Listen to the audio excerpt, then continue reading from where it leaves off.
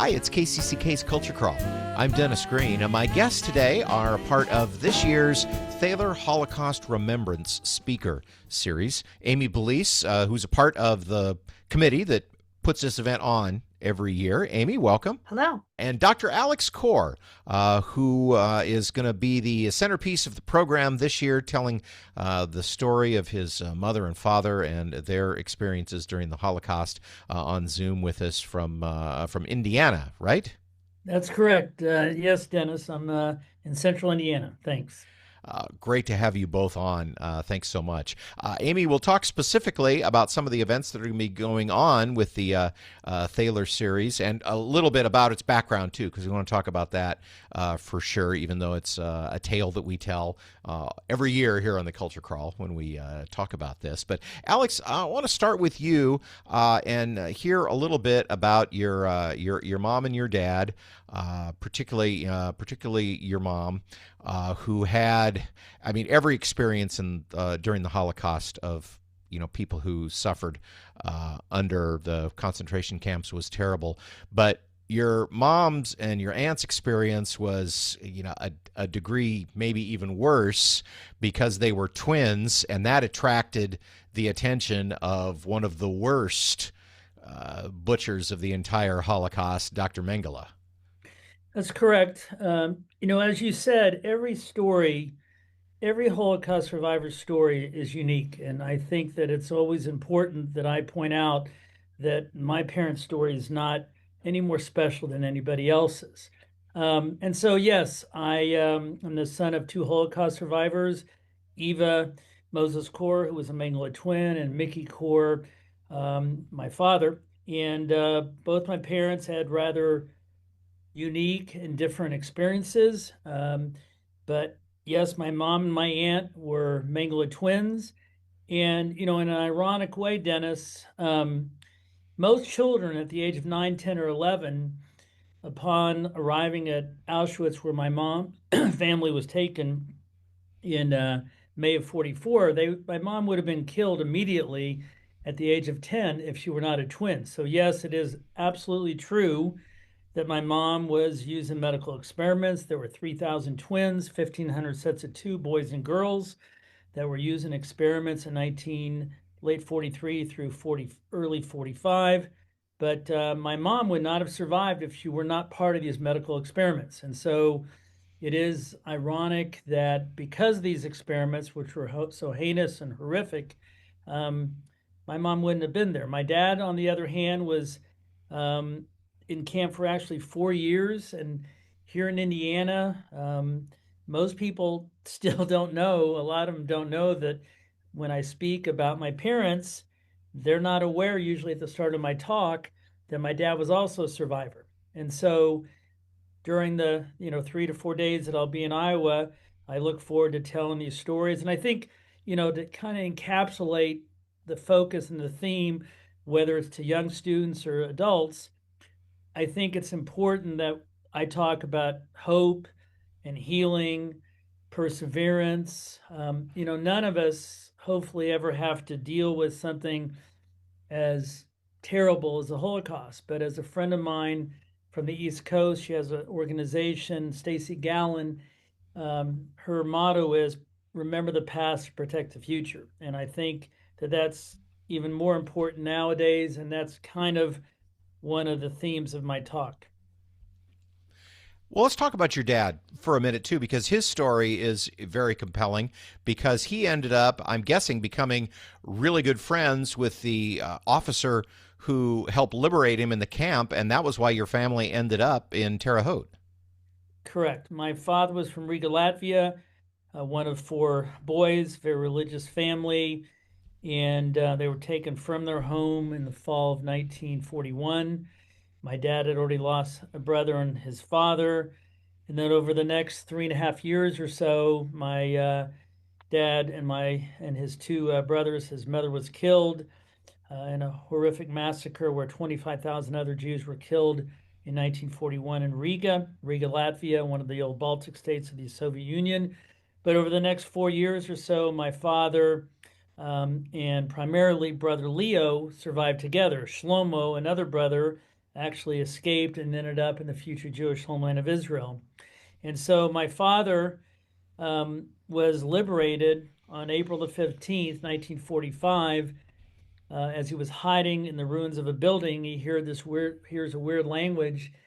And my dad was great with languages. And he knew it wasn't German, wasn't Hebrew, wasn't Latvian, wasn't German. And so he thought, well, maybe it's the American. So he came up with his hands up, and two American GIs gave my dad a Coca-Cola. And one of the GIs, named Wendell Knox, said, "How's it feel to be free?" And as my dad is drinking the Coca-Cola, um, he said, "It feels good." And so the leader of this troop, 3 days later, found out about my father. And the leader of this troop, to your question, was Lieutenant Colonel Andrew Neff, who ultimately allowed for my dad to come to the United States in May of 1946. At the time when my dad was with the American troop from April of 45 to May of 46, he did not know his two brothers. Two of the brothers had survived. And so I tell that story. And then my dad ended up coming to Terre Haute. We were just talking about basketball, and I'm not sure if you're aware. You seem like you've done your homework, Dennis. But my father was on a good day 5'2", and nobody in Terre Haute, Indiana was talking about soccer. My dad grew up playing soccer, and they were all talking about this game called basketball. And so my dad, after getting through high school in 1 year, enrolled at Indiana State Teachers College. And he was very excited because he saw in his class schedule gym class, PE. And the rumor was that the gym teacher was also the basketball coach. First day of class, the teacher comes out and goes, "Hi, I'm Coach John Wooden, the John Wooden." But my father's Wow. gym teacher was John Wooden, and they developed a friendship, and I can tell you more about it. And of course, I'll mention it when I'm in Iowa in April. So that's my dad's story with Mr. Neff. They lived around the corner from us. I didn't have grandparents, and so when my sister and I were born, we were told they were our fake grandparents. That was their nickname. And so I still keep in touch with their grandkids, and actually their children, one or two, I still keep in touch with. And so, but Mr. and Mrs. Neff were very close to our family, and for years. And we kept in touch. And one little thing that just happened in the last 2 or 3 years, Wendell Knox, the GI that gave my dad a Coca-Cola, I've now been in touch with his family. And about a month ago, I was in Oklahoma City, Oklahoma, and I met the son, and we're piecemealing their story after the war, and they were together the whole time.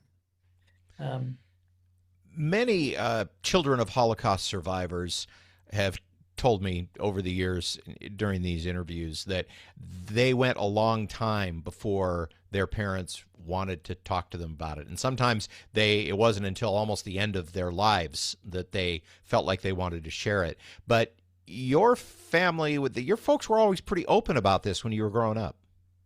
My mom more than my dad, but that's correct. I was giving a talk yesterday in Florida, and a lady said, "I'm a second generation." She goes, "I didn't know my parents were Holocaust survivors until I was in my 50s." She said, "You're very lucky." So, yeah, my mom more than my dad, but both of them talked about it. Just to give you one anecdotal story, and we were given very age appropriate information. I'm 7 years old, my sister's 5. My sister's playing next door, not Jewish, not a Holocaust survivor. And when my mom would do the dishes, we would see her Auschwitz number.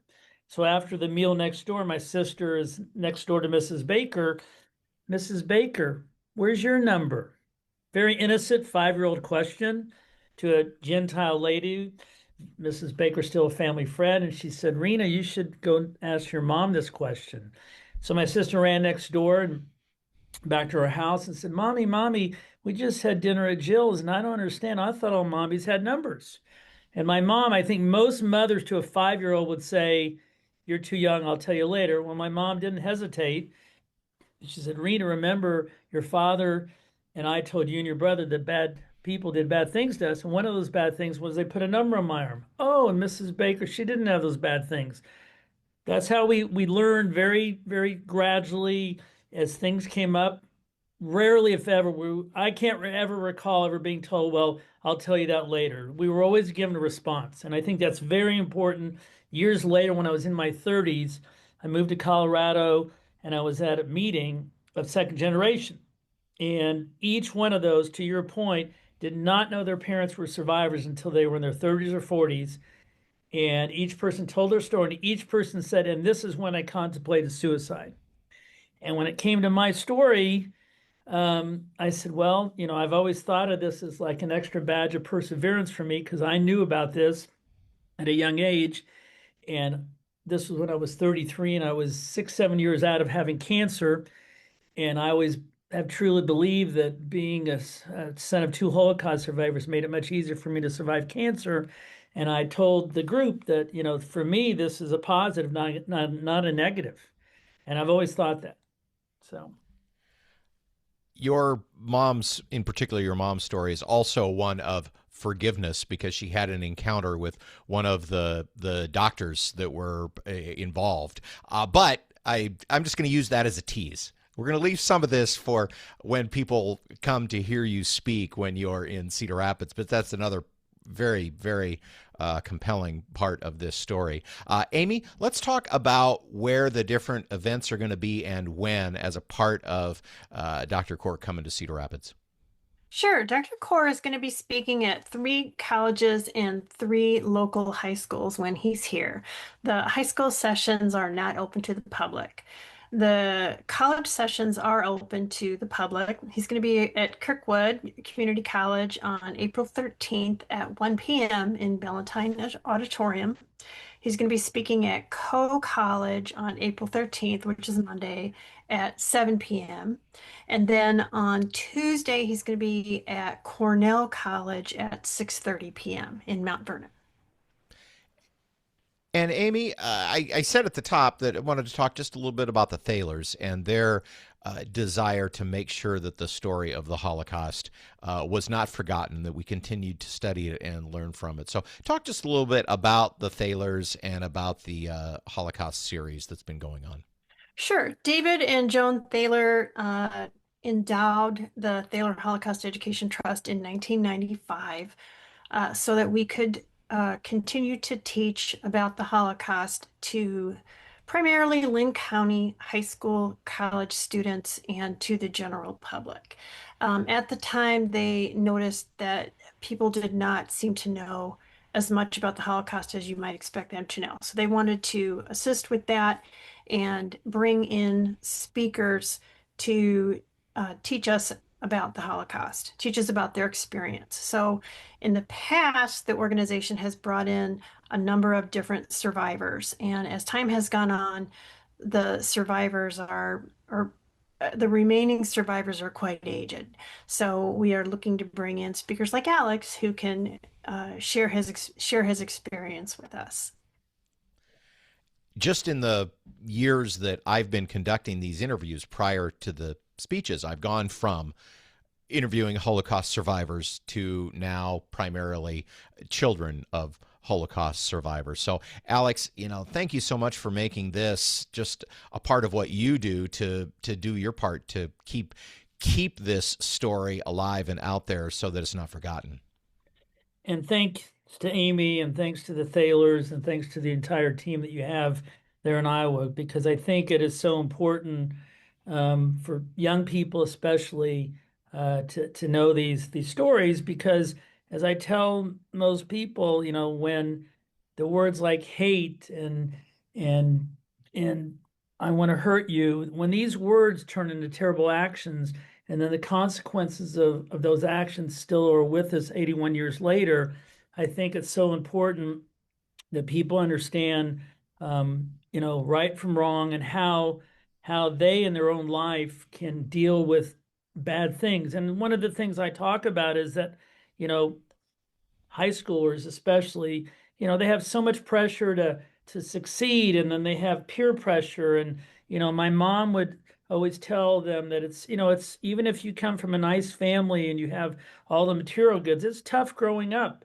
But I think when kids hear these stories, in particular, in my case, my mom and dad's stories, they'll understand that, being popular isn't so much of a big deal. One little anecdotal story. When I was 13 or 14, we were very middle class in Terre Haute, and I wanted the current it was a hang 10 shirt, which maybe is like Gucci or something now. And I asked my dad, it's my birthday's coming up. Can I get a hang 10 shirt? He went to my closet, pulled out 6 shirts, and he said, Alex, when I was your age, I didn't have 1 shirt. You have 6. You'll be okay. You don't need to keep up with the Joneses. So, for me, it was a tough lesson, tough love, but, I learned to appreciate things, not to take anything for granted. So I think these are lessons, whether somebody's 15 or 50 or 85, that they can hear these stories. And I always tell people, hopefully you'll leave today, you'll be inspired, you'll be motivated, you may cry, but hopefully you'll take something home to your life and try to make your community, your family, your school better.